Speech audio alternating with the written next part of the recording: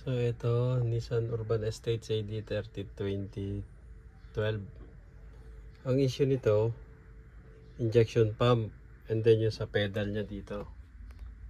Yan. So pinalitan nila ng injection pump ito sa Banawe. Pero ganun pa rin. Yung pinalit, siguro defective o baka waste material. Kaya sira pa rin siya. So yan, mali-mali orientation ito.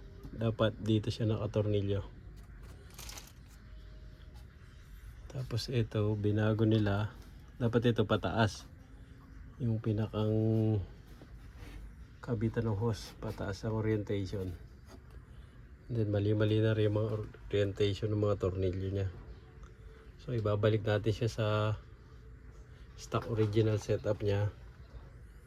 Ito ba? Ito sobrang luma na. And then ito sira na rin. Try natin palitan kung meron tayo makitang pamalit niyan. Ayusin natin ito na maayos. Tapos itong belt kailangan palitan na rin.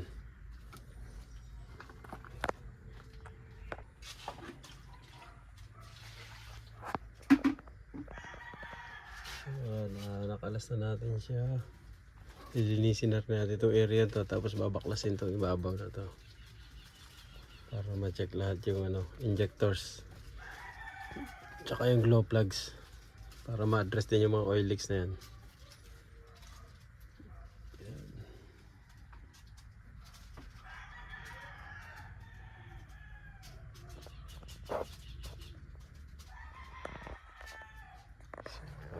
Ito yung mga kinala sa kanya kung gaano karumi. Lilinisin natin lahat yan.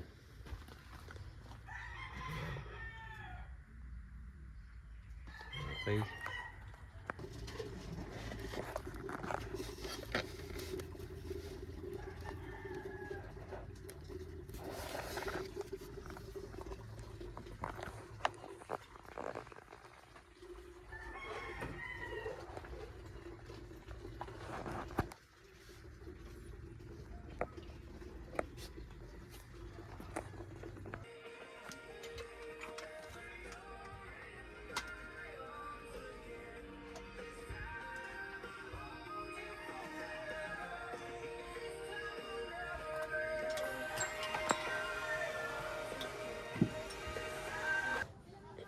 So ito sir, engine mo okay na to.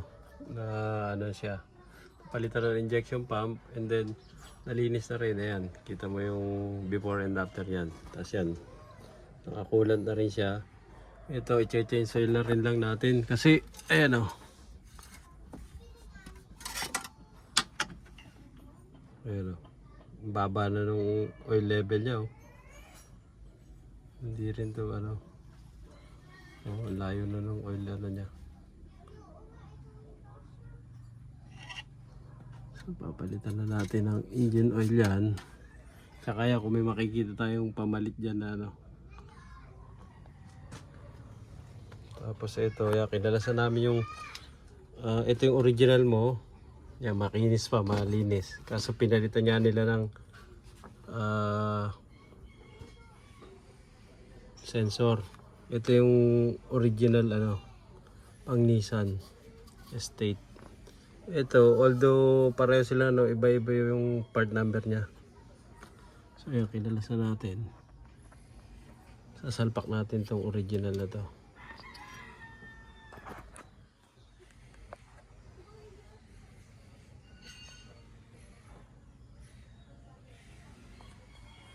Yan.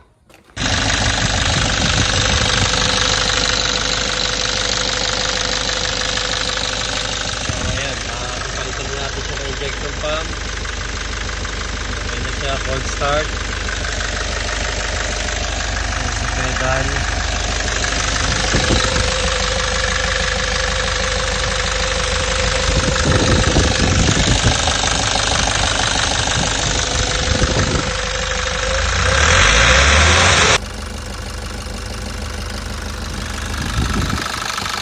So ito ang issue nito, injection pump and then yung pedal sensor.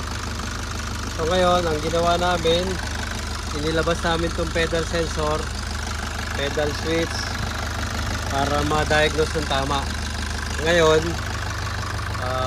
naging dahilan kung bakit lagi siyang faulted is ayan, ngayon nagana na siya, may reading na. Dati hindi. Ayan.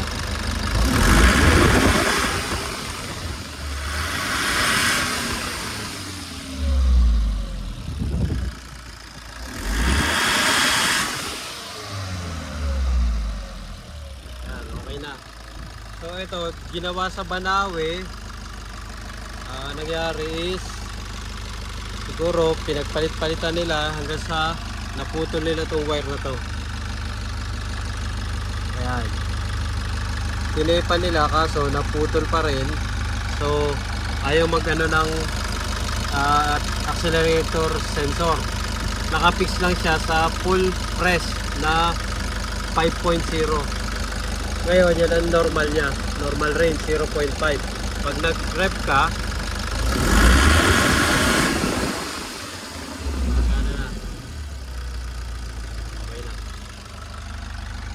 so yan, naputol yan, kaya nag-error din siya.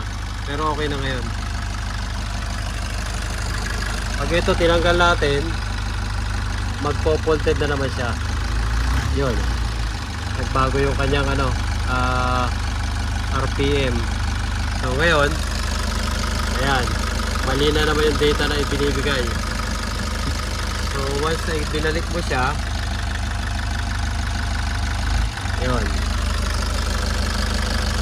normal na ulit. Yan.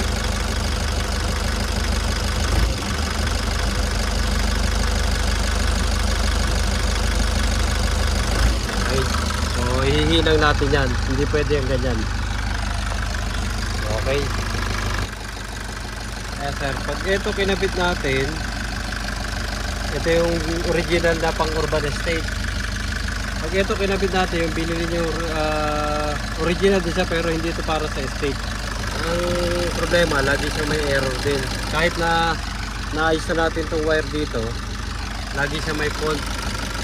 So talagang hindi pwede kapag iba yung part number.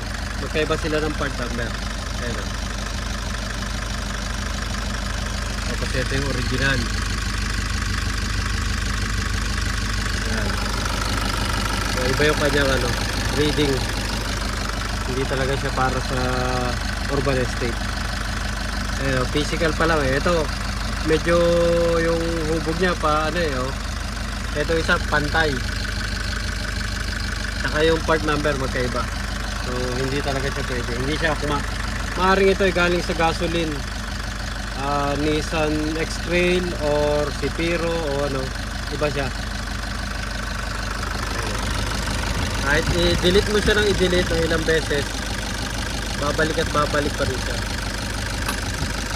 So kailangan natin palitan to. Ito kakabit natin.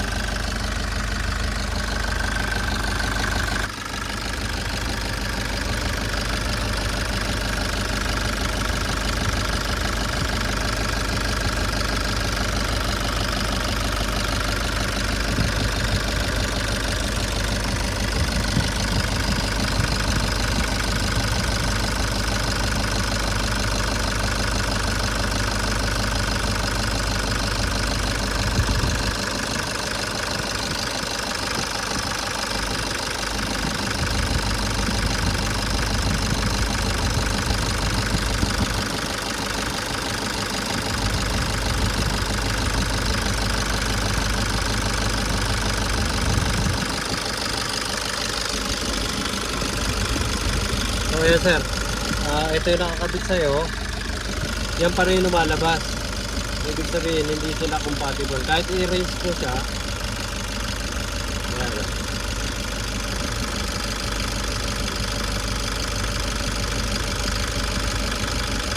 Yan. Mag-read mo ulit.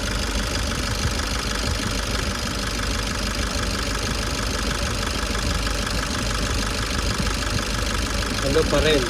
So ngayon, ito sa'yo, kinabit ulit natin yung yung original na pang Nissan Urban Estate. Ito yung sa'yo dati. So ayan, okay na rin dito. Pag niread mo siya,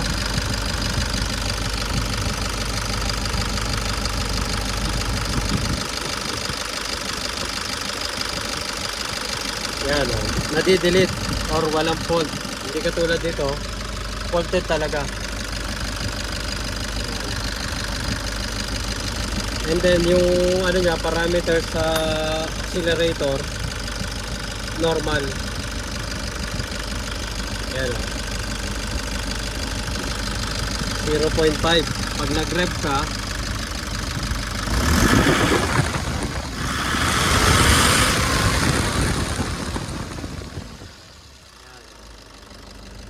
so okay to. Itong isa mo, sira. Ito yung good. Papalitan natin. Ito yung kakapit natin.